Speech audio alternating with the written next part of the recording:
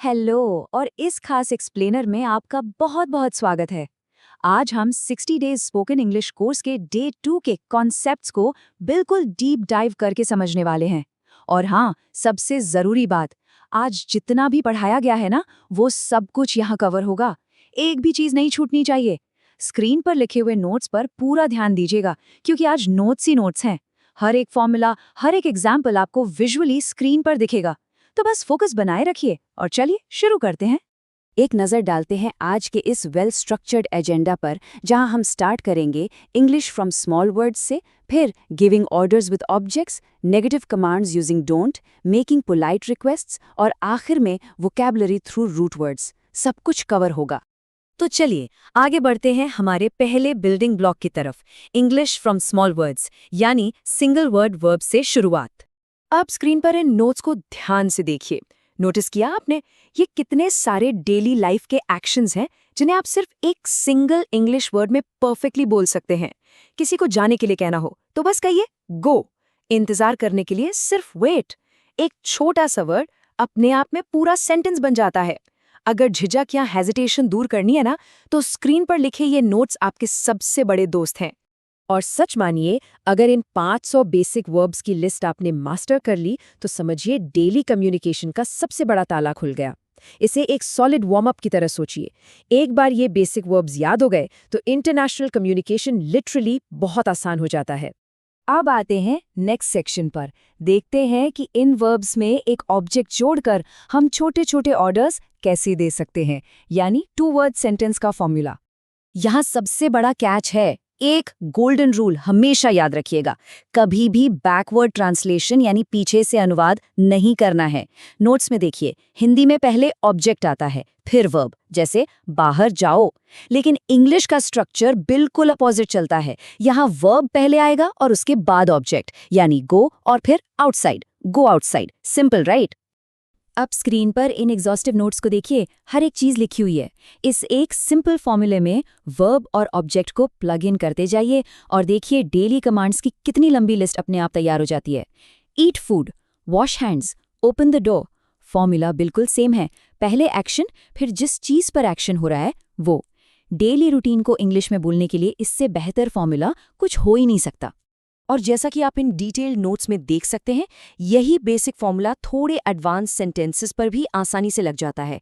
इन्हें पढ़िए, bring chilled water for me या फिर go to bed on time. घर के अंदर बोले जाने वाले लगभग हर एक सिनेरियो को इन नोट्स में कैप्चर किया गया है। तो बस इस स्ट्रक्चर को फॉलो करते रहिए और आपके सेंटेंसेस कभी गलत नहीं होंगे। अच्छा, एक और बहुत ही इंपॉर्टेंट रूल है यहाँ पर, जब भी आप बिफोर या आफ्टर के साथ कोई एक्शन बताते हैं तो वर्ब हमेशा आईएनजी फॉर्म में ही होना चाहिए। स्क्रीन पर लिखे नोट पर गौर कीजिए, wash hands before eating food. यहाँ ईट के आगे आईएनजी लगा है। ये छोटी सी ग्रामर ट्रिक मल्टीपल एक्शंस को जोड़ने के लिए एब्सोल्युटली क्रूशियल है। चलिए अब तीसरे बिल्डिंग ब्लॉक पर आते हैं, नेगेटिव कमांड्स यूजिंग डोंट, यानी किसी को पोलाइट या फर्म तरीके से मत करो कैसे कहना है। नेगेटिव सेंटेंसेस बनाने के लिए ना अपने पास एक बिल्कुल सिंपल मैथमेटिकल इक्वेशन है। पूरा सेंटेंस वैसा ही रहेगा, बस आगे डोंट लगा दीजिए। और हाँ, इसमें सब्जेक्ट यानी यू हमेशा छुपा हुआ रहता है, क्योंकि आप सीधे सामने वाले से बात कर रहे होते हैं। नोट्स में साफ लिखा है, don't plus verb plus object. अब इन रियल वर्ल्ड एग्जाम्पल्स को ध्यान से देखिए। स्क्रीन पर दिए गए इन डेंस नोट्स में लगभग हर वो रूल है जो पेरेंट्स अक्सर घर पर सेट करते हैं। Don't wake up late, don't waste water या डोंट बॉदर मी। इन लिखे हुए नोट्स को अपने डेली रूटीन का हिस्सा बना लीजिए और बस घर का अनुशासन सेट करना शुरू कीजिए।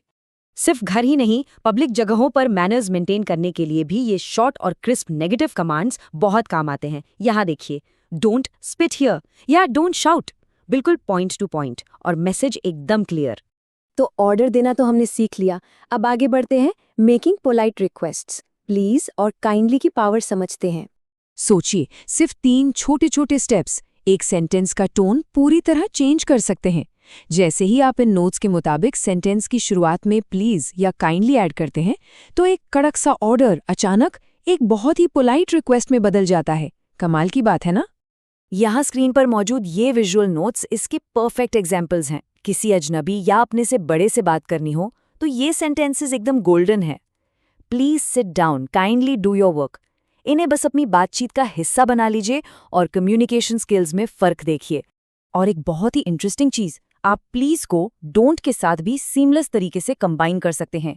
इससे आप किसी बात के लिए मना भी करते हैं और टोन भी बहुत पोलाइट रहती है, जैसे please don't argue, firm but respectful. चलिए अब इस पजल के आखिरी हिस्से पर आते हैं, वोकैबुलरी थ्रू रूट वर्ड्स, यानी छोटे शब्दों से अपनी वर्ड टूलकिट को कैसे बढ़ा किया जाए। इन 5 रूट वर्ड्स पर नजर डालिए। ये किसी मास्टर की से कम नहीं है। अगर आपको पता है कि जियो का मतलब अर्थ होता है या क्रॉन का मतलब टाइम होता है, तो इन रूट वर्ड्स के जरिए आप दर्जनों बड़े और कॉम्प्लेक्स शब्दों का मतलब ऑटोमैटिकली समझ जाएंगे। एक वर्ड याद किया और आपकी वोकैबुलरी एक्सपोनेंशियली मल्टीप्लाई हो गई। अब स्क्रीन पर इन डेंस नोट्स को बिल्कुल ध्यान से देखिए, एकदम फोकस के साथ। आज जितना भी पढ़ाया गया है ना, वो सब यहाँ एक मास्टर क्लास मॉर्निंग रूटीन के अंदर सीक्वेंस में लगा दिया गया है। Open the eyes, don't be lazy, have breakfast. आज सीखे गए हर एक कॉन्सेप्ट का प्रैक्टिकली इसमें इस्तेमाल हुआ है। एक भी चीज छूटनी नहीं चाहिए। सुबह की शुरुआत बस इन्हीं इंग्लिश नोट्स की प्रैक्टिस से होनी चाहिए। तो हमारी आज की ये चर्चा आखिर में आपके लिए एक बहुत बड़ा सवाल छोड़कर जा रही है। इंटरनेशनल लेवल की फ्लुएंसी, जैसा हमने देखा, वाकई सिर्फ एक छोटे से शब्द से शुरू होती है। तो सोचिए, अपनी इस पूरी जर्नी को किक स्टार्ट करने के लिए आप आज सबसे पहले कौन सा सिंगल वर्ड वर्ब प्रैक्टिस करने वाले हैं? सोचिएगा जरूर। मिलते हैं आपसे अगले एक्सप्लेनर में।